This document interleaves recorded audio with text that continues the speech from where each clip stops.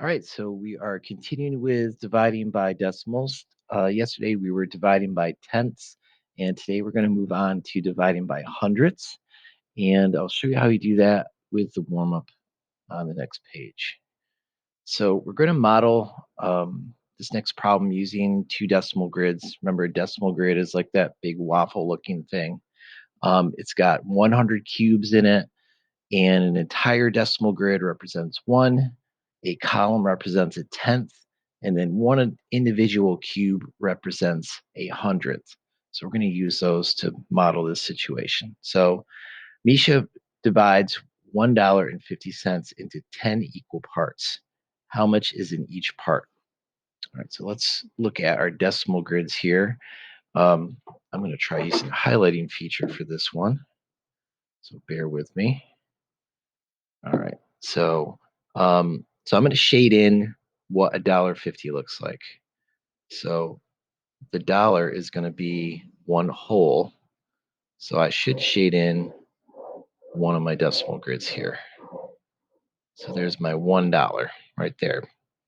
And if I want 50 cents, which if we think about cents in money terms, that 50 can be considered 50 hundredths.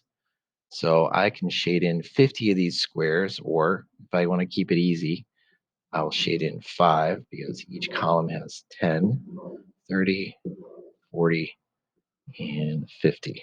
Okay. And it wants us to do, let me go back to my pen. What it wants us to do now is write an equation for this. So we are going to think of it like this. We're going to think of the $1.50 being divided by 10 into 10 equal groups. It's going to equal something. So let me show you how we can find those 10 equal groups. Luckily with these grids, we can do that pretty easily. So if you look at this, this is one group, 2, 3, 4, 5. I think you're getting the idea what I'm doing here. 6, 7, 8, 9, and this last group is 10. So there's our 10 equal groups. And to find the answer, we just have to count as how much in each group.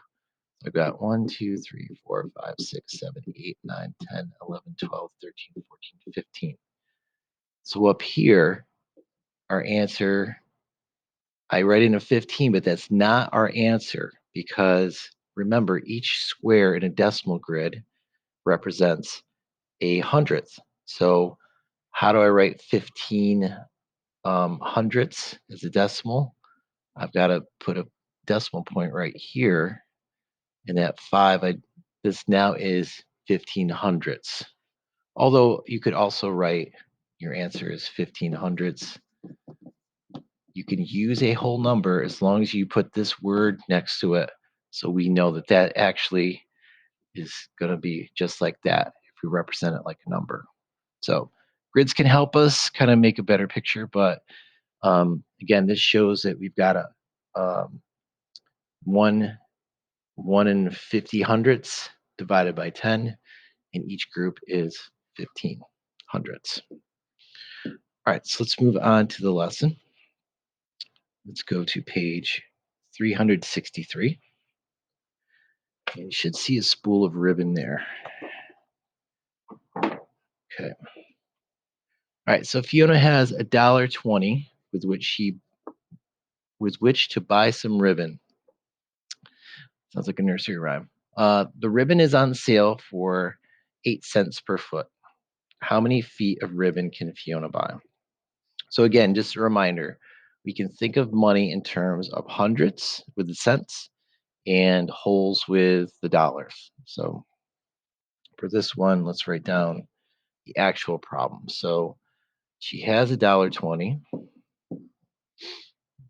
and it's on sale for 8 cents per foot. So we're dividing the equal parts of 8. And then that should give us how many feet she's going to buy. So let's see how much she can buy. The first thing to do is we can change these decimal numbers to whole numbers by understanding that $1.20 is actually 120 cents, or in this case, 120 cents total. And then we know it's 0.08, that represents 8 cents. So now our problem is, trying to read it, is 120 divided by 8.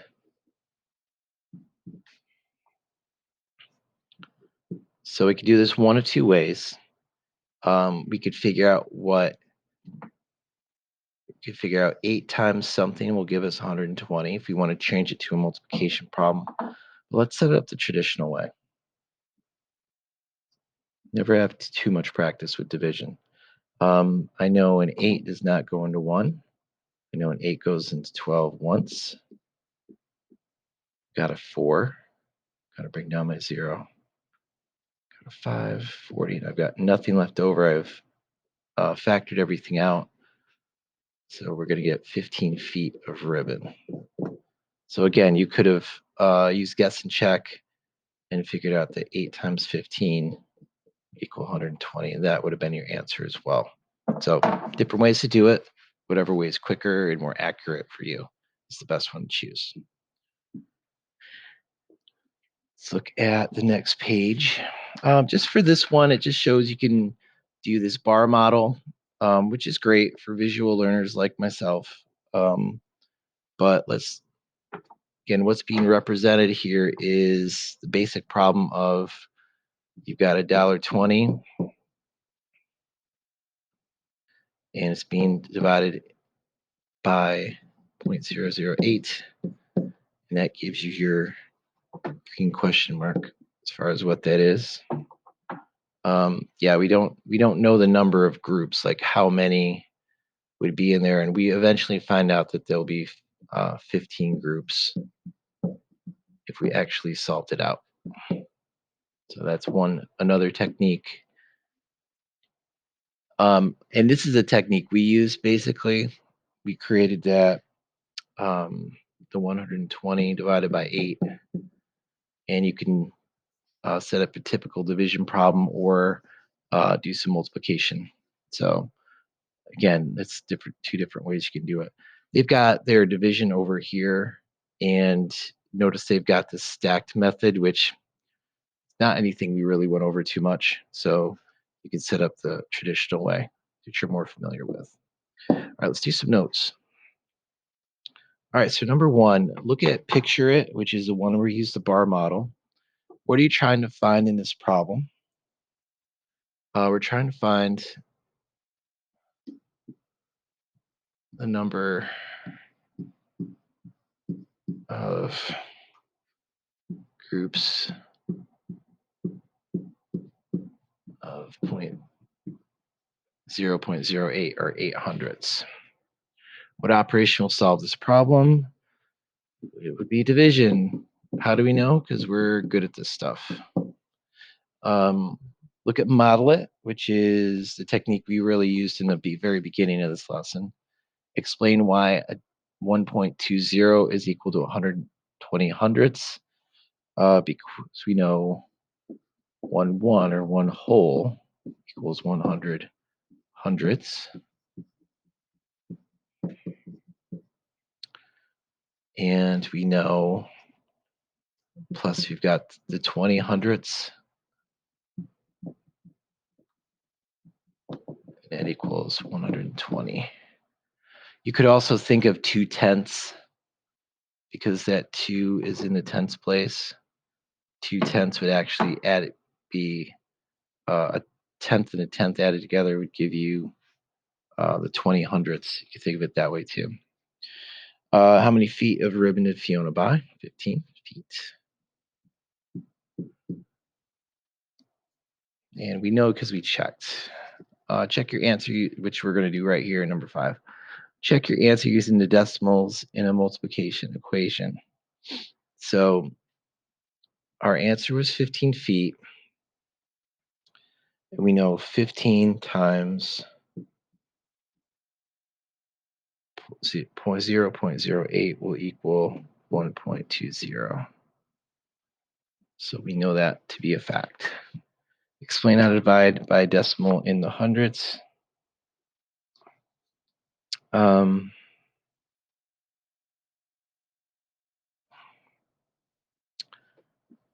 Right. Each decimal is a whole number.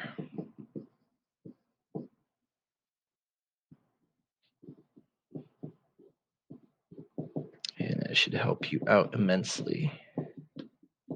Then divide. Okay. We're going to skip 7. And let's do 8, 9, and 10, just to make sure we understand and can highlight a few different techniques. Skipping 7 onto 8. How many quarters in a jar of quarters worth $9.75? Show your work. Well, we know 1 quarter is equal to 25 cents. That we know to be true. We also know that $9.75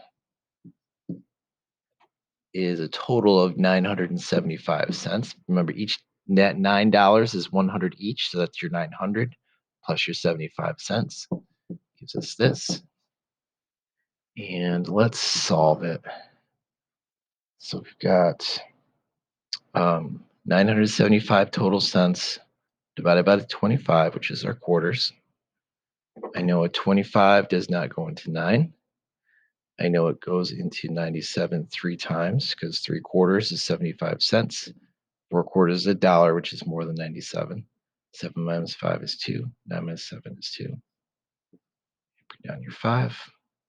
So now we have to figure out 25 times what will give me 225. Let's try 9. 9 times 5 is 45. 9 times 2 is 18 plus the 4, 225. Again, you're going to have to guess and check, but at least pick numbers that you know are close. Don't just pick a random number. I know that if I did 25 times 10, let me show you that real quick. 25 times 10 would have given me 250. And I know if I took 25 away from 250, I give me 225. So that's how I knew 9 was probably the best one to try out, that one. So, all right, so our final answer is 39 quarters. Just like that. All right, on to number 9. What is 16 divided by 16 hundredths? Show your work. So let's do this. So I know this is going to be 16 hundredths.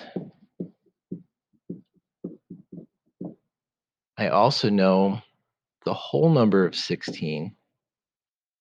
If I'm going to convert that to hundredths, I know each whole is going to be worth 100. So I'm going to have to do 16 times 100, which is going to give me 1,600 hundredths. And then we solve. We've got a total of 1,600. We're dividing by 16. 16 does not go into 1. 16 goes into 16 once. And we don't stop there because look right here. We've got these 2 zeros we still have to divide out. So you can do one of 2 ways. You just bring them up here to your quotient or drop them down. 0. Bring this one down. You got that. Plus, you can always just see this, the divisor times your quotient would equal your dividend. But our answer is 100 for that one. And just be careful with those. Last question. Which division expression can be used to find the quotient 17.6 divided by 4 hundredths? So this not asking for a full answer. It's asking for us like which one of these 4 equations will work out. First thing I would do is I know I'm going to change this to 400ths, and I know 17.6. If I want to change this to hundredths, I would, first of all, I kind of picture this here.